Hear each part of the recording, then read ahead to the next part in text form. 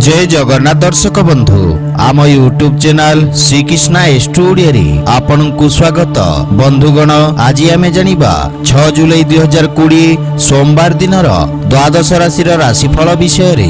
एही दैनिक राशिफल चंद्रंक गोचर गणना को नहीं आधारित एवं चंद्रंक गोचर गणना आम जीवन रे बहुत प्रभाव पकई थाए। तो आसंतु सर्वप्रथमे जानिबा आजिर तिथि राशि नक्षत्र विषय रे। आज होची श्रावण कृष्ण पक्ष प्रतिपदा दिबा 9 घंटा 22 मिनिट गते द्वितीया। आज उत्तराषाढ़ नक्षत्र रात्र 11 घंटा 11 मिनिट गते श्रवणा नक्षत्र। आज मकर चंद्र ओहोरात्र। आज शुभ बेला दिबा 8 घंटा 51 मिनिट रु 10 घंटा 38 मिनिट पर्यंत।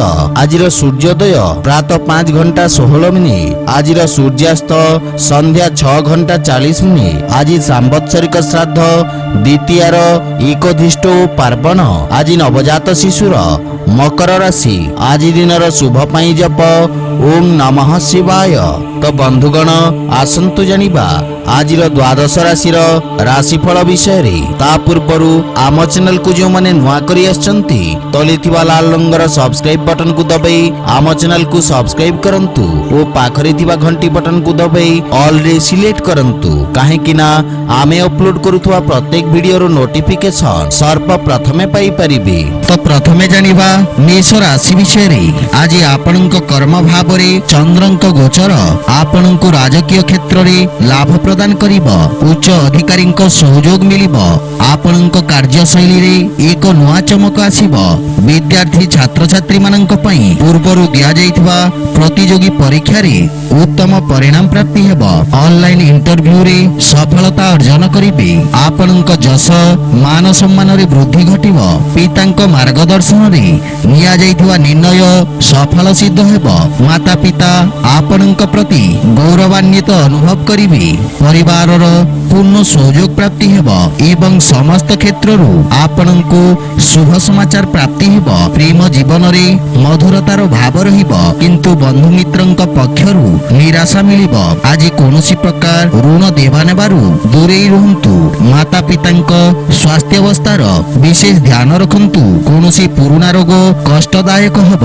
आज आपण हनुमानंकु नडिया अर्पण करंतु शुभ फल पाइबे। आपनक पई शुभ रंग हलदिया और शुभ संख्या 2। आसंतु जानिबा वृष राशि विषय रे। आपनक नवम स्थान रे चंद्रंक गोचर आपनक भाग्यशाली करिब। एही समय आपनक पई अत्यंत शुभ रहिब। समस्त प्रकार समस्या दूर हेबाकु लागिब।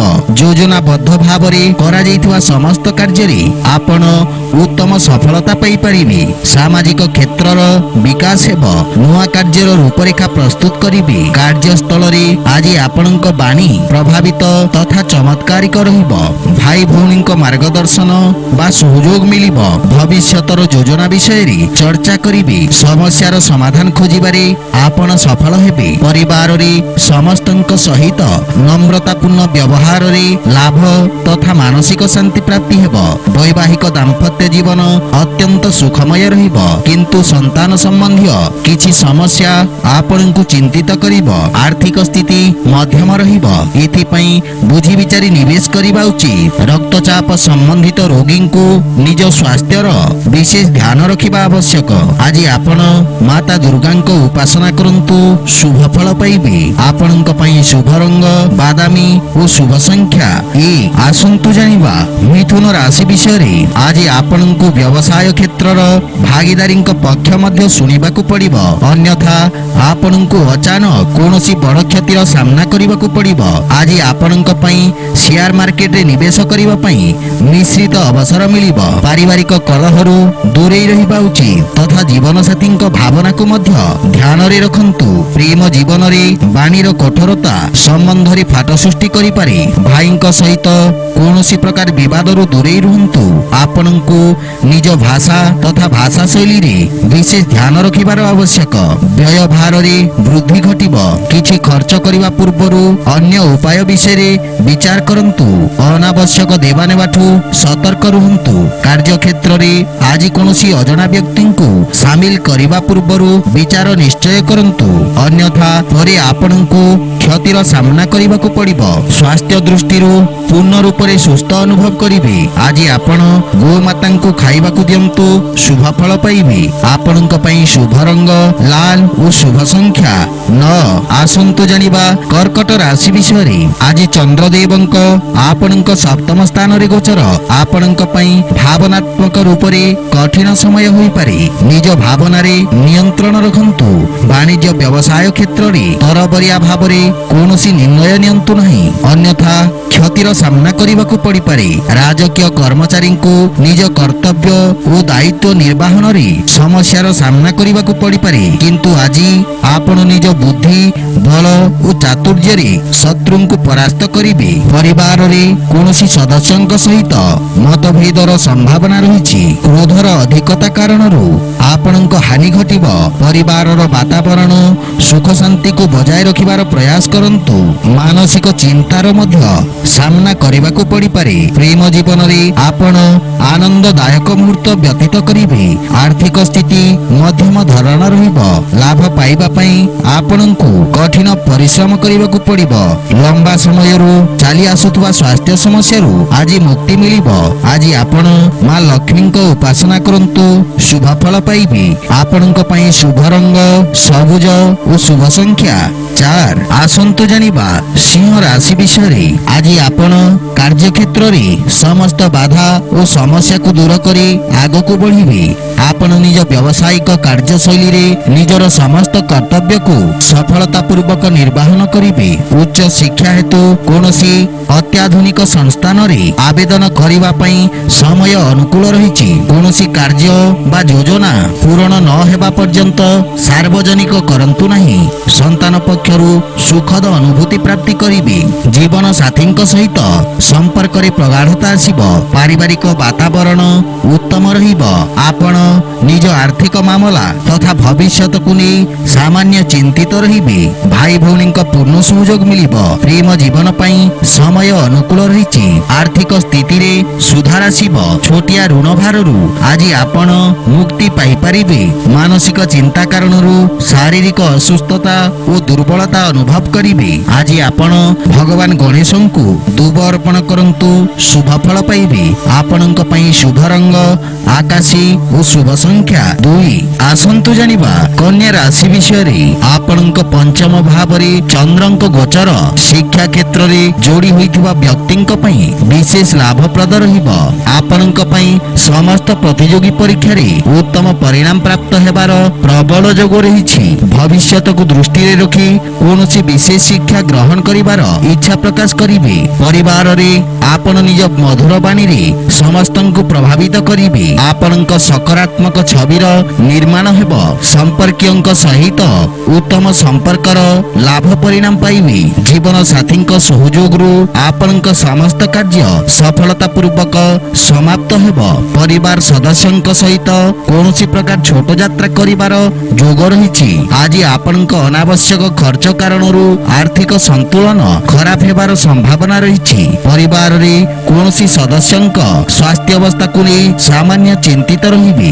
ସେଥିପାଇଁ ସ୍ୱାସ୍ଥ୍ୟ ଅବସ୍ଥାର ଧ୍ୟାନ ରଖନ୍ତୁ ଓ ସ୍ୱାସ୍ଥ୍ୟ ନିୟମର ପୂର୍ଣ୍ଣ ପାଳନ କରନ୍ତୁ। ଆଜି ଆପଣ ହନୁମାନ ଚାଳିଶା ପାଠ କରନ୍ତୁ, ଶୁଭ ଫଳ ପାଇବେ। ଆପଣଙ୍କ ପାଇଁ ଶୁଭ ରଙ୍ଗ ଗୋଲାପୀ ଓ ଶୁଭ ସଂଖ୍ୟା 3। ଆସନ୍ତୁ ଜାଣିବା ତୁଳା ରାଶି ବିଷୟରେ। ଆଜି ଆପଣଙ୍କ ବାଣିଜ୍ୟ ବ୍ୟବସାୟରେ ସାମାନ୍ୟ ଉଚ୍ଚ ନିଚର ସ୍ଥିତି ଦେଖାଦେବ।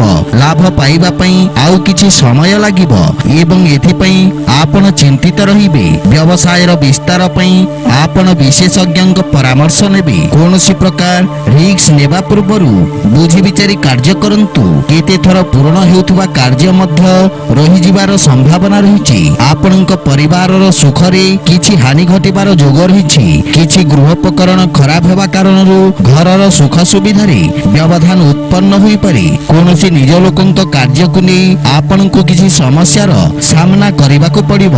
ଆର୍ଥିକ ସ୍ଥିତି ସଂଘର୍ଷପୂର୍ଣ୍ଣ ରହିବ। କୌଣସି ପ୍ରକାର ନିବେଶରୁ ଦୂରେଇ ରୁହନ୍ତୁ। ଧନ ପ୍ରାପ୍ତି ପାଇଁ ଧୈର୍ଯ୍ୟ ବଜାୟ ରଖନ୍ତୁ।